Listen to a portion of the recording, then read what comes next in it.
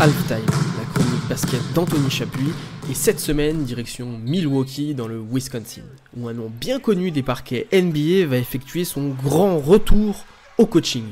Nous irons ensuite à Philadelphie retrouver celui qui a martyrisé les parquets NBA cette semaine, et depuis quelques mois favori au MVP, Joel Embiid, qui d'ailleurs a très bien connu celui dont on parlera juste avant. Doc Rivers, Joel Embiid, voici le programme du jour, c'est parti. Cette semaine, deux coachs ont pris la porte en NBA. On commence avec celui qui fera moins parler, c'est Wes Unseld Jr. du côté de Washington. Terminé la belle histoire puisque son père, Wes Unseld, est la grande légende de cette franchise. Champion et MVP en 1978, 5 fois All-Star, il possède son maillot retiré dans la capitale. En ce qui concerne le fils, sa carrière au coaching prend déjà fin après 2 saisons et demie. Et honnêtement, c'est pas plus mal. Le bilan est catastrophique et Washington, bien que l'équipe soit loin d'être compétitive, enchaîne les saisons dans les bas-fonds de l'Est. Un intérimaire, Brian Keefe, connu pour son apport auprès des jeunes, assurera le coaching jusqu'à cet été où un coach sera engagé. Mais si vous avez cliqué sur ce podcast, je crois que c'est pas pour parler de Washington, mais plutôt de la bombe qui a été annoncée ce mercredi. Adrian Griffin est démis de ses fonctions de coach chez les Milwaukee Bucks, après un bilan de 30 victoires pour 13 défaites. Dans un premier temps, rien à dire, le bilan est bon. Milwaukee est deuxième de conférence, pas vraiment, sur le plan statistique en tout cas, de quoi s'alarmer. En revanche, on va revenir sur la manière, et c'est ce qui provoque son licenciement. Milwaukee, ces dernières années, sous Mike Budenholzer, l'équipe était une des meilleures défenses de la ligue. Top 5 des ratings chaque année. Après la déception des derniers playoffs au premier tour, face à un immense Jimmy Butler et son Miami Heat, Bud avait été remercié, et lui avait décidé de se retirer temporairement après le décès de son frère. Cet été, la direction a donc misé sur un coach rookie, Adrian Griffin, et ça avant le trade pour ramener Damian Lillard. Ce qui va avoir son importance, car au final, Griffin ne va pas vraiment travailler avec l'effectif pour lequel il avait signé quelques semaines plus tôt. Autre départ significatif, celui de Terry Stotts, coach référencé en NBA et ancien de Portland. Lors de sa nomination, Adrian Griffin l'avait choisi comme assistant.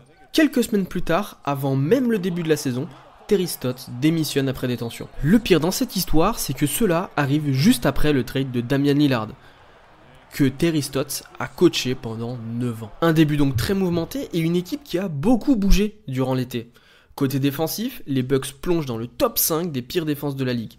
Alors je veux bien que perdre Jrue Holiday dans ce secteur peut faire très mal, mais à ce point-là, c'est pas possible. D'autant plus que Brook Lopez et Giannis, tous deux excellents défenseurs, sont encore là. On a également vu Giannis Antetokounmpo, la star de l'équipe, remettre en cause le coaching de son entraîneur en plein match cette saison.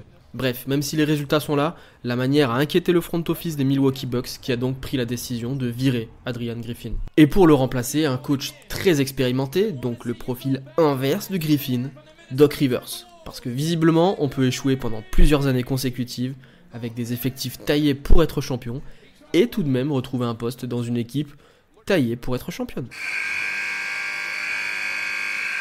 Alors c'est vrai, je me paye un peu le doc sur cette phrase, mais depuis son titre avec les Celtics en 2008, et ça commence à être loin, la carrière du doc est plutôt fournie en échecs qu'en réussite. Clippers et Sixers peuvent en témoigner, record du nombre de matchs 7 perdus dans l'histoire de la NBA. Rien que la saison passée, ces Sixers s'inclinent face à Boston, alors que franchement il y avait vraiment la place de le faire. Tout n'est pas uniquement de sa faute, évidemment, mais depuis quelques années, le voir enchaîner les saisons avec de si beaux effectifs et le voir encore échouer, c'est rageant. Alors bien sûr, on va attendre de le voir avec ses Bucks pour vraiment juger, mais honnêtement, je suis pas ultra confiant. Et si je dois me faire l'avocat du diable, il est vrai qu'il n'y avait pas vraiment de grands coachs sur le marché actuellement. L'erreur principale est sûrement d'avoir engagé un coach rookie dès cet été. Et après tous ces échecs, prendre Doc Rivers paraît quand même assez surprenant. Et je pense que son retour a pas mal surpris dans toute la sphère NBA. Revenons un court instant sur le cas du Doc aux Sixers.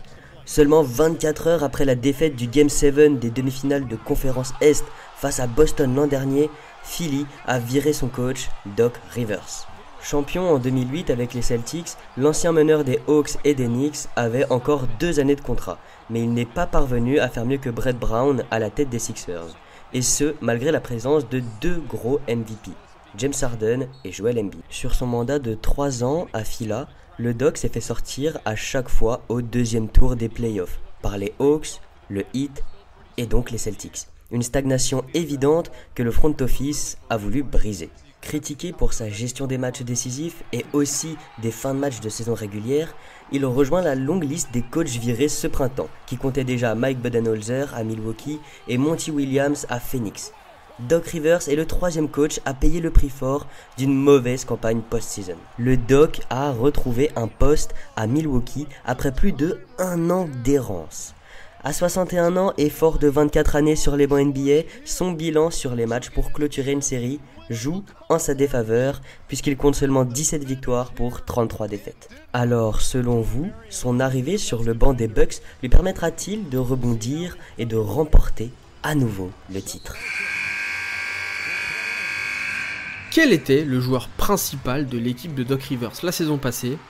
Joel Embiid, MVP de la saison régulière. Et cette semaine, il a vraiment mis tout le monde d'accord. J'avoue que la semaine dernière, mon favori MVP, c'était plutôt Shai Gilgeous-Alexander. Mais là, Joel, cette semaine, c'est vraiment trop impressionnant. Le point d'orgue de sa semaine, c'est 70 points face aux San Antonio Spurs dans la nuit de lundi à mardi, pour souhaiter à Victor la bienvenue en NBA lors de leur premier affrontement. Il rejoint un club très fermé des joueurs ayant marqué 70 points en une seule rencontre. Et ils sont que 9. Donovan Mitchell et Damian Lillard la saison dernière, Devin Booker, Kobe Bryant ou encore Will Chamberlain font partie de cette liste. Et je trouve justement ces Philadelphia Sixers ultra compétitifs, peut-être même plus équilibrés que l'an dernier avec Harden, et puis surtout bien coachés avec l'arrivée de Nick Nurse. On va penser que je m'acharne sur Doc Rivers, mais vraiment, avec la perte d'une star, Nurse fait aussi bien que le Doc et coach juste avec les pièces qu'il a à sa disposition. Là où Joel Embiid est impressionnant, c'est que ces dernières semaines, il est en forme et ultra concentré. Alors parfois, comme face à Indiana, il y a un petit peu de stat pad, c'est-à-dire rester sur le terrain malgré une grosse défaite pour marquer et faire ses stats. Et son niveau sur le terrain est incroyable, il sait tout faire à l'intérieur, mi-distance ou même parfois à 3 points, il peut tout faire sur un terrain. Joel possède même la 3e meilleure moyenne de points all-time avec un échantillon de minimum 400 matchs en carrière, derrière Jordan et Will Chamberlain. Bref, Joel est vraiment candidat à sa propre succession, et si comme moi vous préfériez Shai Gilgeous-Alexander avant le début de la semaine, là il nous a tous mis d'accord. Et voilà pour aujourd'hui, on se retrouve la semaine prochaine pour un nouvel épisode, un épisode qui sera entièrement dédié à la trade deadline.